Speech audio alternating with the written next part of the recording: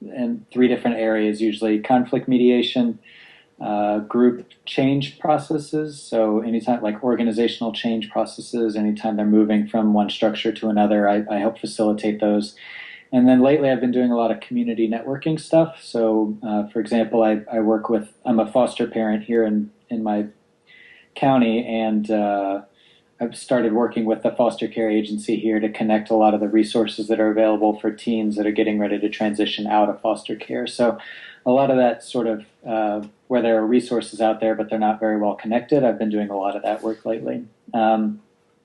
Work on my own for the most part. I've worked with the ARIA group, which is how I came to know Roger, for several years using this action evaluation methodology. And so that's what we'll talk a little bit about this morning. Wonderful. Why don't we walk around the table and let you meet the people who are here and let them say a word or so about why they have joined this band of happy warriors. So, Jean, do you want to start off? Hi, Brendan. I'm Jean Jackson Hastings. I've met Roger through Qigong and enjoy spending time with him. He told me a little bit about the project, and I'm here to help in whatever capacities and to learn about the system. I'm very interested in it. I do facilitation primarily in religious settings, and spend a lot of time on silent retreat. Okay.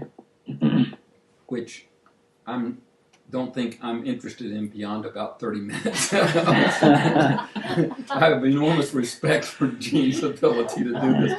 She just was on a silent retreat that was for more than one day, and I don't know how that works. And, my professional background was banking, but I haven't done that in 20 years. So. Okay. Okay. I'm Abhishek Singh. I met Roger through his course that I took at Lipscomb University. I'm still a master's student, so I'm using this as a mechanism to propel myself into my professional career. Hopefully this will give me some good footing, some good tools to work with in the future. Okay. And at the moment, interestingly, for your shared interests, Abhishek is working in an after-school program. Yeah. So what are the age of the kids you're working with? I work with third graders mostly, but it's from kindergarten through sixth grade. Wow. So yeah, that was the last major, the most recent major community networking project I had was a after-school networking. So that we have like 75 after-school networks or programs in Springfield, and we were sort of connecting them all so that they weren't overlapping. So. Very cool. There's a project for you. Yeah, that's right. You should have seen his eyes light up. Because Michelle. Now, can you see Michelle? I can't. Why don't you just slide over, making sure that we don't tear your cord out of the floor. Can you see me now? I can see about half of you. Now? Yeah, that's great. Okay. I'm Michelle Maddox, and I was a student of Roger's last fall in his public policy course. And I ended up doing my final paper and then an externship focusing on my interest in cross-cultural mediation and facilitation. And I worked with the Somali community down in Shelbyville to investigate what had broken down there and how there might be new relationships established so that communication could begin on an authentic level. And it's been very, very tough, but there's hope. But my interest is in cross-cultural mediation, and I am spending the next year in preparation to apply for a PhD program in international conflict management at Kennesaw in Atlanta, and am hoping to do some work in Ghana with the Kofi Annan Institute. I'm in a discussion with them, but who knows what will happen. That's a dream, but that's where I want to put my efforts. And this has been a long time dream, and I'm hoping that learning this technique, this methodology, will help me be useful on a global level where we have to create dialogue that can't happen otherwise. Right. Yeah. Do you happen to have documentation from your work with the Somali community. I leave this upcoming Thursday to fly to Phoenix to work with the Somali community there on a mediation project. So I'm curious to hear what I can share how your project is going. I can share. We'll talk, and I can share what I have. Great. Yes, I'd be that, happy that to. you're allowed to share, of course. I don't want anything that is confidential. So. Okay. So, Brandon, Yeah. let's start us off here. What I've advertised is, and that we're going to try to do this in about 30 to 40-minute segments, so that we obey the iron law of learning, which is the mind can absorb only what the kidneys can endure. That's right. And my Set is falling apart here. Hang on. Your improvisational shade. Yeah.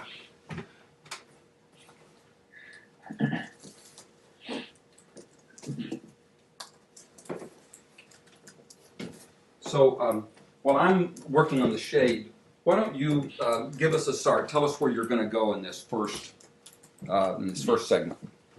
Sure. Well, the primary question that most people have when we introduce them to this methodology, they understand there's going to be a sort of in-room facilitation process. They understand, we're going to gather people together, but they often don't really know how the data part of it links up to their in-the-room process.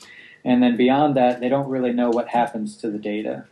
So, when they put their individual responses in, when they go into the survey and type that stuff in, they don't really know what happens to it and how it gets put back into the room and then what happens to it after that. And really, there isn't a real good sense of how it works throughout the whole. So what I thought I'd do and what Roger suggested for this first block of time is just to talk about what happens to the data.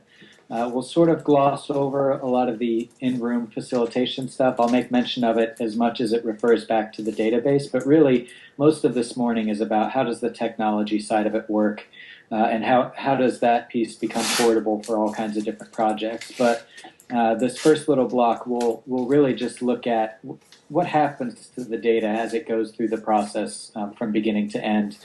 We won't focus as much on sort of intergroup work. We'll talk about that some at the end, but I really just wanted to give you guys an image and a picture of what the flow looks like from the time they type it in to the time it gets eventually put back out to them in an action planning sheet. Do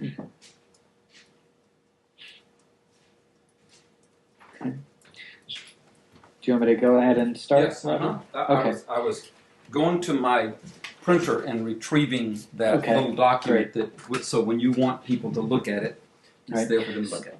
So I told Roger yesterday or the day before that I have these very nicely developed action evaluation training pieces specifically for the database. I developed them for a group of Israeli and Palestinian facilitators that I was training. And that was a couple years ago, and in the time in between I have switched computers, and now they are either on some exterior hard drive somewhere or lost forever. So I created this very simple version. If you want to hand out that sheet, this sheet is just a very simple look at what happens to the data. It's a very summarized view, and what I hope is that we can just talk about this, and then if there are questions about it, we can engage them there. But please feel free to stop me at any time while we're going through this and to ask questions if you don't understand something. If I've moved too quickly over a topic that you don't fully get, just interrupt me. I really don't mind. What I usually tell my training groups is that I'm used to facilitating conflict workshops, so unless you're throwing a chair or whatever, I'm comfortable with it, and it won't really matter to me in this case because we're not even in the same room. So you'll have to check that with Roger. So you'll see at the very top the data process in brief, and on the right-hand side there it begins to describe what actually happens. So as Roger has already started with this project, he's created the survey. And it's now open for participants to go in and enter their data. So all the participants in the project right now are going in and they're answering their what, their why, and their how responses. And so I have listed there to begin, participants enter their data as individuals into the database. So that's the first The first sort of level of input is at the individual level. So each person goes in, they can respond up to 3 sets of responses, and they answer whatever those questions happen to be. In a little bit, we'll go actually over to the database for a little training piece that I created, and it's very simple, but often the questions are something like, what are your goals, why do they matter to you, and how do you want to accomplish them, or how can you accomplish them? So that first step, participants go in and they answer those 3. And those 3 are always attached to each other. If you look at that participant 1, 2, and 3 on the left, the what, why, and the how for each individual response are connected in the database. So they'll go in, they'll answer one set, and that set of responses is connected. And it'll stay connected throughout the course of the database. So let me interrupt. So that what you're saying is that if I put in a what goal, my goal is that young people in the community will not be alienated from the community. Right. And the reason that's important to me is that my children don't want to come to the JCC anymore because there's just going to be a fight. Right. And the how would be we have some sort of code of civility that people live up to. That those 3 are connected. Yep. And they're separated from their next what goal. That's right. Which may be something different. And that's right. So that those 3, that one what goal, the why story, and the how, they're connected, and they will remain connected as the database is manipulated and moved on. That's right. The process. And we'll talk about how that happens, especially as we begin to talk about grouping things. But for all intents and purposes, unless you specifically go in to disconnect those on purpose, the database will keep those sets of responses connected together. I mean, you could go in and remove one and put it somewhere else if you really needed or wanted to, but otherwise the database keeps track of all those together. And as Roger said there, they can give up to 3 sets of that. So, we wanted, when this database was created, the idea was that individuals should have more than one opportunity to give their goal for any particular thing, especially if you're, for example, the project that you all are working on, obviously they have more than one idea, more than one hope for their, their community there, and so they wanted to be able to give more than one response. But the database will keep those things collected together. So the next thing that happens, and it's really the first, other than the primary researcher creating the survey, the first major work that's done on the database is going in and looking at all of those individual what responses.